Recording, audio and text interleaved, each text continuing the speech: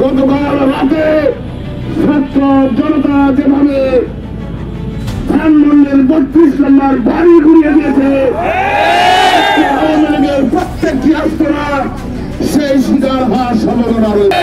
তারা মনে করেছিল ছাত্র শিবিরকে তারা মুছে ফেলে দেবে, কিন্তু তারা পারে নাই। ভারতে বসে থেকে আজকে শেখ হাসিনা বক্তব্য দেওয়ার চেষ্টা করছে।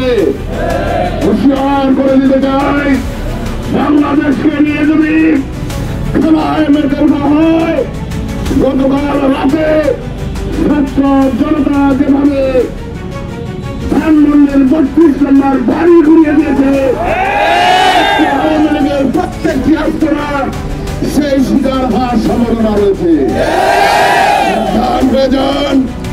আর যদি বাড়াবাড়ি করা হয়, ষড়যন্ত্র করা হয়, ছাত্র সমাজকে সাথে নিয়ে ছাত্র জনতা আওয়ামী দানবদের সকল ষড়যন্ত্র রুখে দেবে। আমার ছাত্র সমাজ, আমি অনুরোধ করতে চাই, এদেশের তৌহিদি জনতাকে একটি দেশ যদি গঠন করতে চান, একটি জাতি যদি সুন্দর করতে চান, অবশ্যই আপনার সন্তানদের ছাত্র শিবিরের হাতে তুলে দেন। আপনার সন্তানেরা মদ খাবে না, সিগারেট খাবে না।